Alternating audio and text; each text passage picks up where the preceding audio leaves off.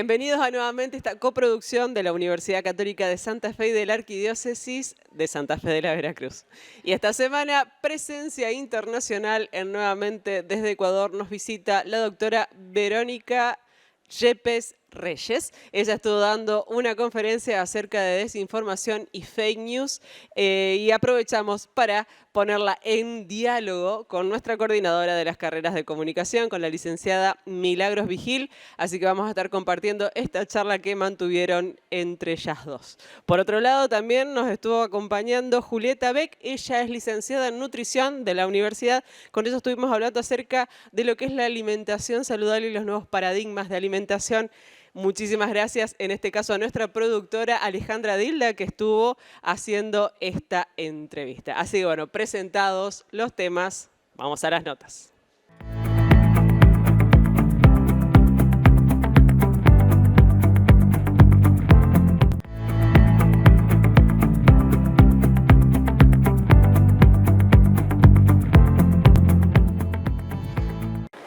Verónica, ¿sabes que en Argentina estamos en un año electoral? Y eso genera toda una serie de contenidos y de noticias, de información asociada al ámbito político. En ese contexto, sumado a la experiencia que fuimos teniendo de la pandemia hace unos años, empezaron a resonar en la comunidad, en la sociedad, algunos términos que antes eran propios más de la comunicación y de las carreras de comunicación, términos como fake news, desinformación o noticias falsas, y un poco empezó a quedar en la sociedad una preocupación en torno al significado que tienen esas palabras.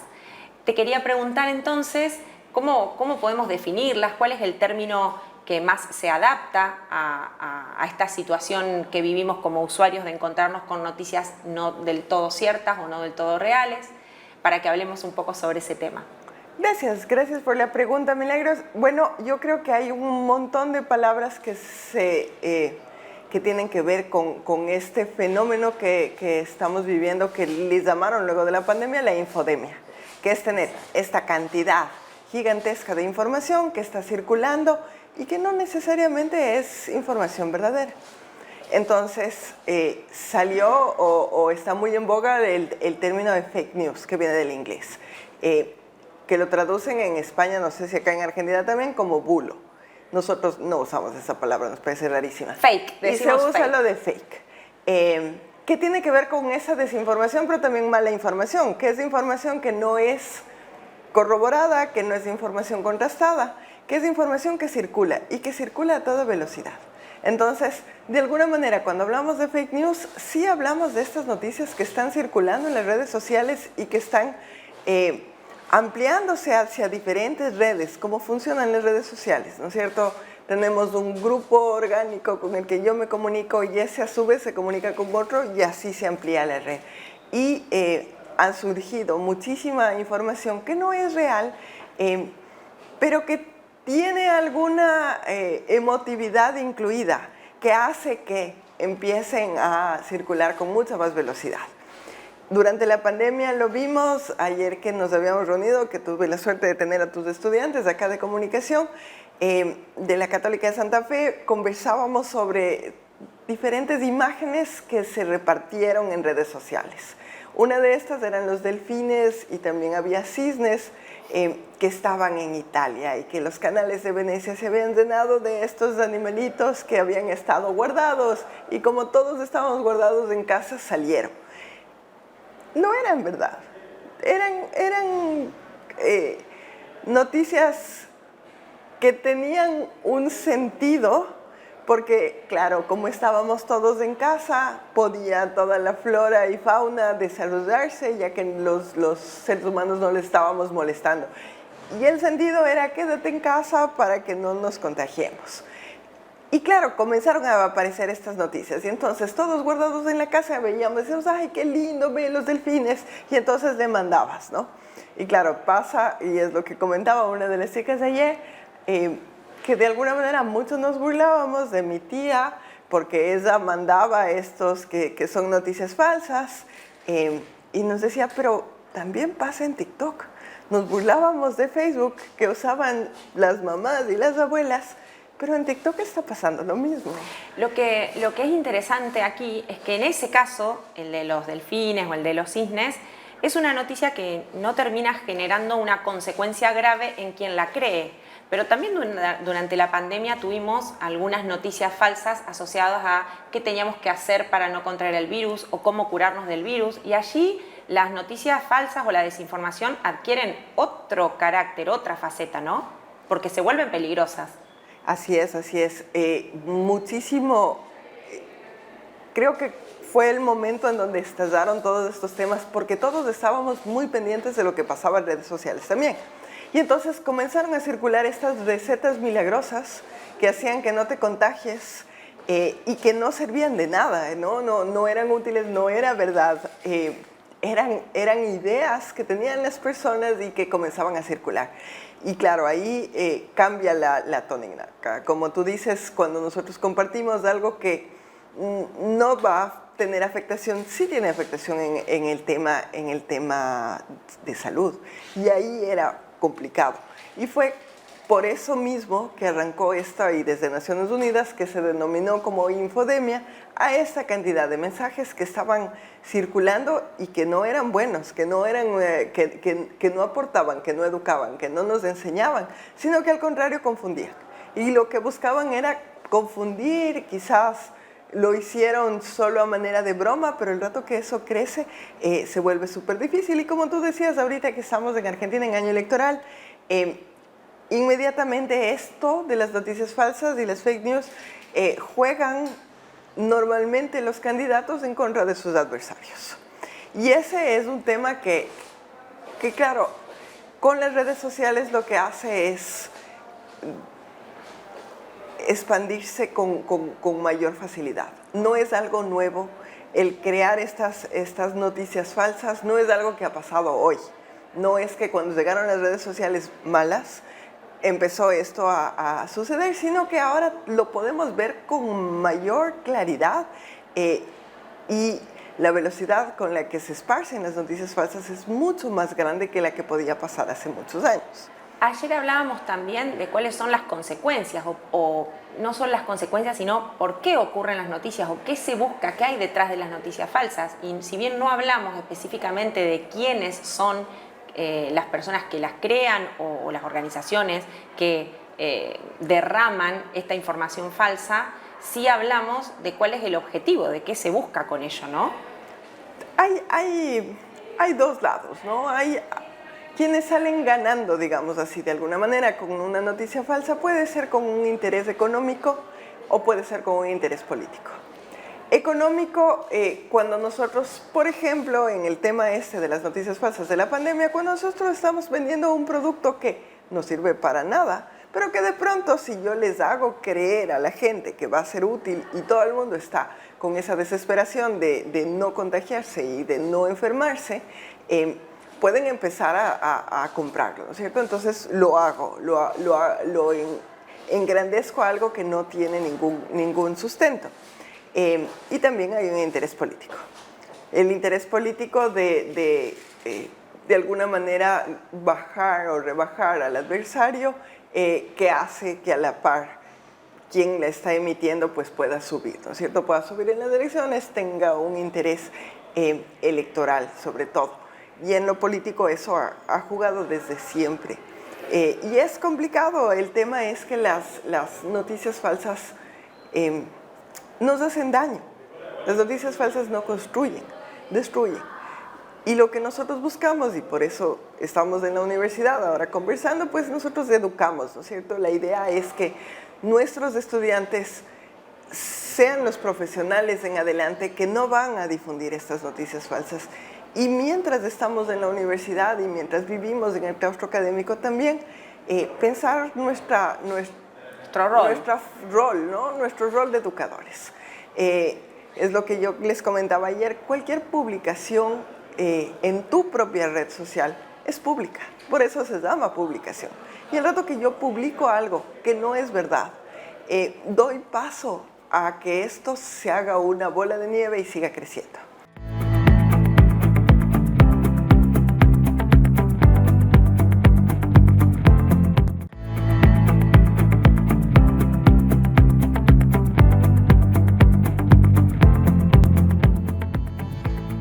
Julieta Beck es nutricionista, además trabaja en la Facultad de Ciencias de la Salud y es docente de nuestra universidad. Julieta, hace pocos días se dieron a conocer los números del CEMAFE en cuanto a la cantidad de consultas en relación a la obesidad y además de la cantidad de casos que están atendiendo de obesidad mórbida. En tu doble función como docente y también como nutricionista atendiendo la realidad de distintos pacientes, ¿cómo ves esta situación a nivel local? ¿Cómo se presentan los números y los datos actualmente? No, la verdad que a nivel, bueno, primero buenas tardes, y a nivel poblacional, en la variedad de trabajos en los que puedo estar desde el lado de los sin techo, que yo trabajo ahí en los centros de salud con un equipo interdisciplinario, se ve ya de por sí la cantidad de casos que hay de obesidad infantil sobre todo, y también en atención a las madres, que es algo que en la nota salía, cómo es el porcentaje de mujeres el que más se acerca. Pero justamente también porque desde el hogar siempre son las madres las que se preocupan por los hijos y van siempre y se acercan.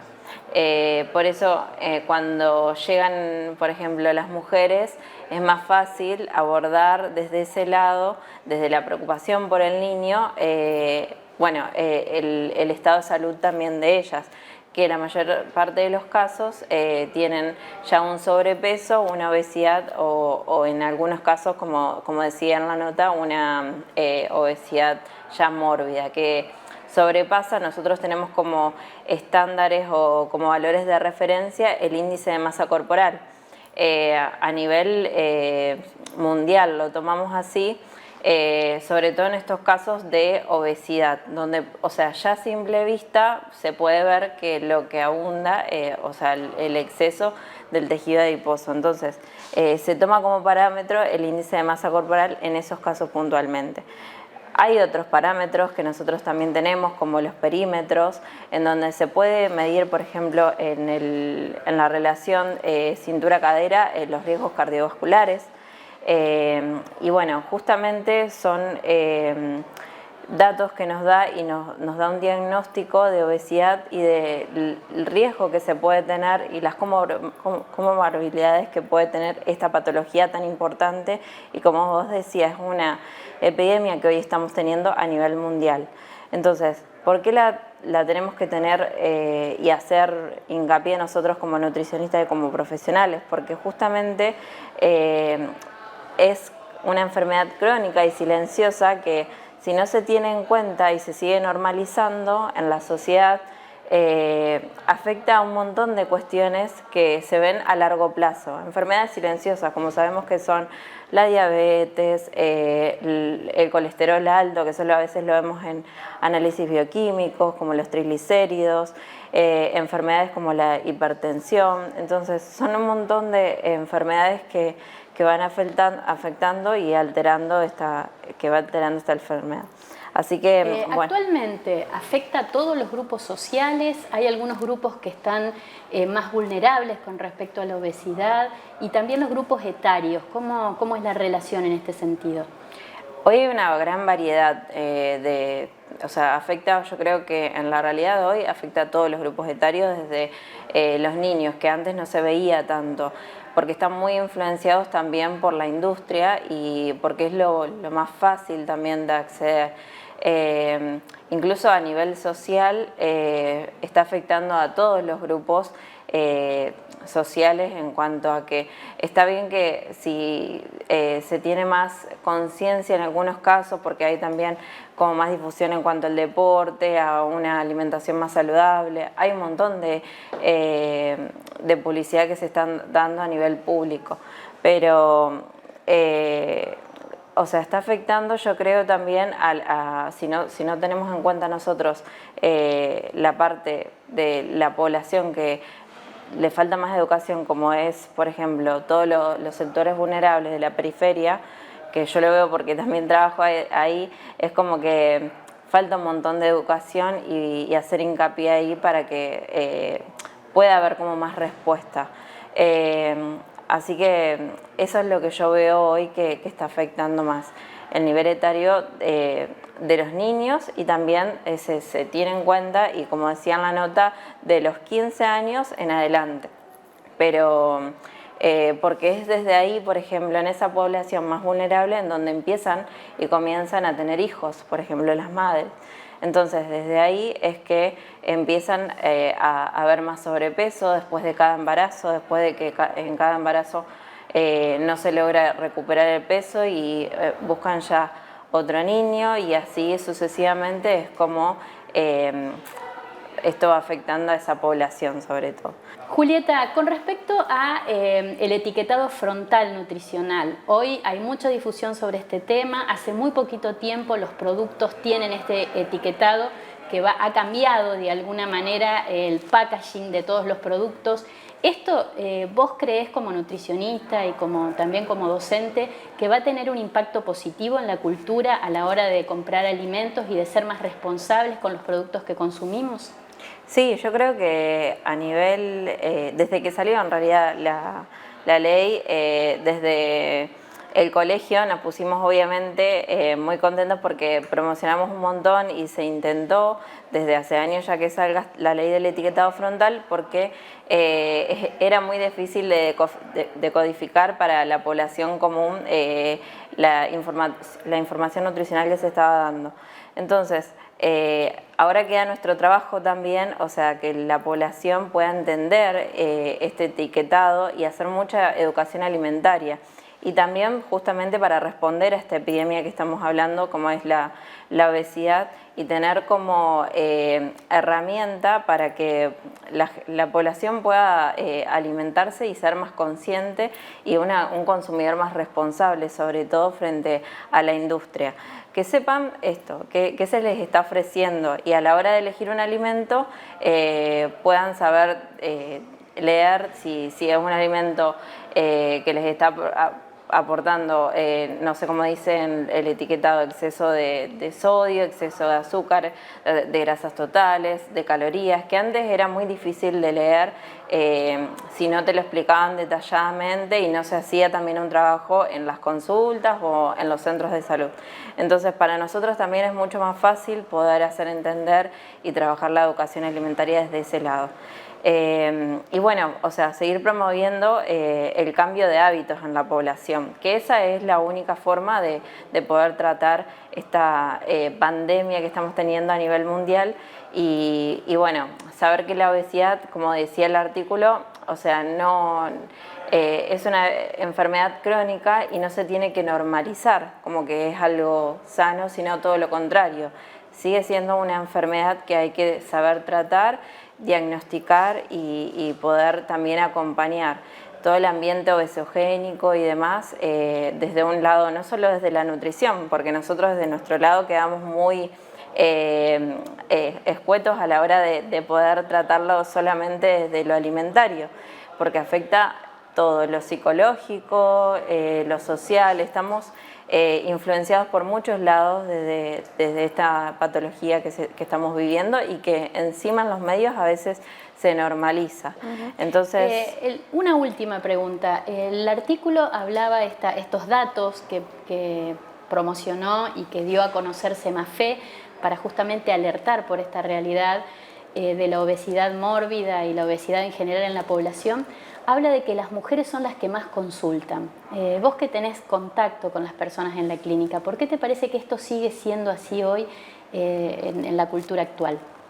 Bueno, también porque las mujeres a veces son las que, bueno, a nivel de los centros de salud, como decía, son las que más se acercan y van directamente por el cuidado del niño, de los hijos. Y ahí es cuando aprovechan a consultar sobre ellas, sobre el estado de salud, y también nosotras lo tratamos porque son ellas el referente para el niño. Entonces, si nosotros queremos hacer prevención o tratar la obesidad de un niño, también tenemos que ir abordando el acompañamiento que se le va haciendo desde la casa y desde la madre. También a nivel social siempre es la mujer es la que intenta como a veces seguir estos estándares de belleza que se promueven y demás. Entonces siempre son las que más están sujetas a esto. Bueno, de paso te consulto y me das una dieta. Es re común ver eso en las consultas de los centros de salud y bueno, justamente es cuando ahí desde nuestro lado aprovechar para hacer más educación alimentaria. Y bueno, en ese caso poder también trabajar esto, como decíamos, el cambio de hábitos en ella y en la familia para que puedan trabajarlo a nivel familiar.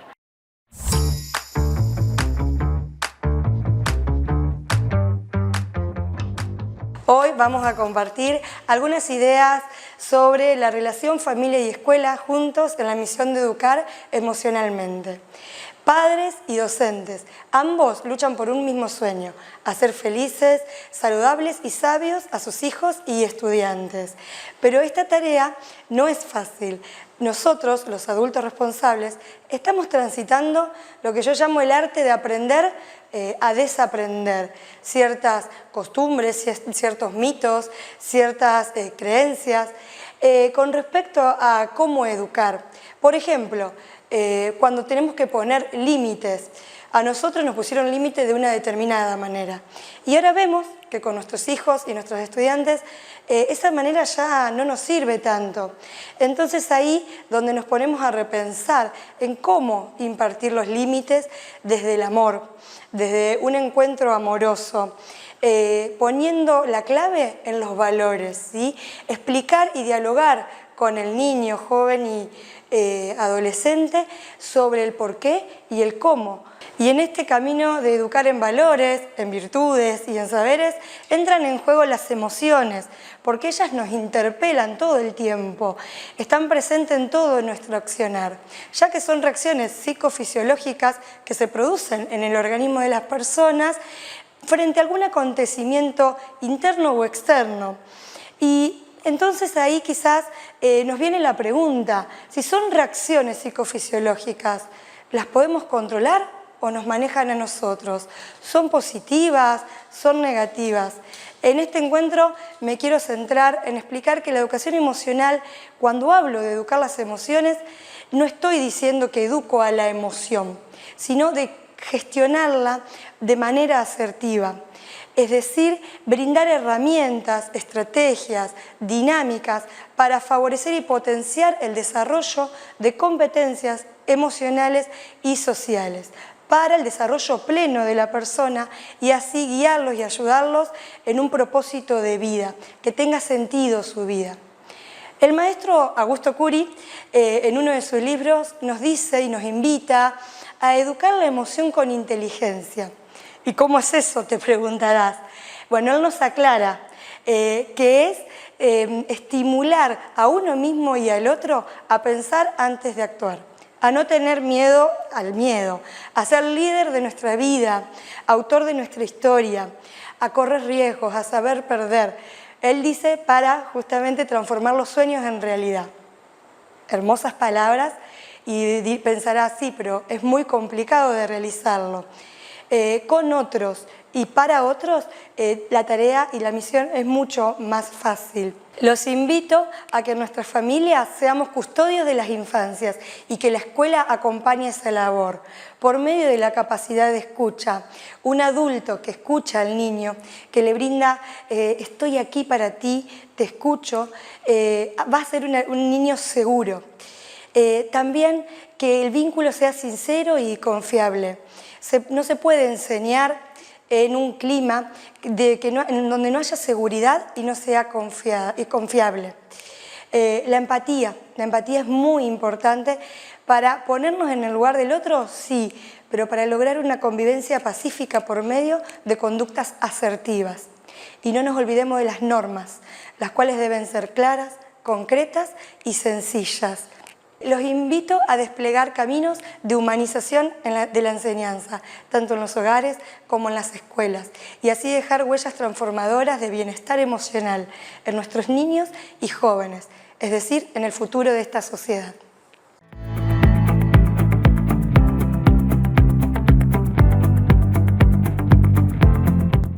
Y vamos llegando al final de Nuevamente, pero antes de hacerlo queremos recomendarle un libro más de nuestra editorial de la Universidad Católica de Santa Fe. En este caso, Habitar la pausa es un volumen de poesía de María Teresa Rearte, que nos entrega nuevamente su poesía en la que acepta la cuota de riesgo que le permite considerar los interrogantes propios de la condición humana. Su formación filosófica, teológica y espiritual, tanto como su evidente raigambre existencial, le permiten desenvolverse con solvencia y profundidad, en lo que deja ver el latir de un corazón creyente. Este título y todos los de la Universidad Católica de Santa Fe y su editorial lo pueden encontrar en la librería Presbítero Leyendecker y también a través del sitio web www.ucsf.edu.ar/librería. A ellos también tenemos que agradecerles nuestra casa en el último año y medio, a Marcelo, a Carlos Borra, que también siempre nos están recibiendo.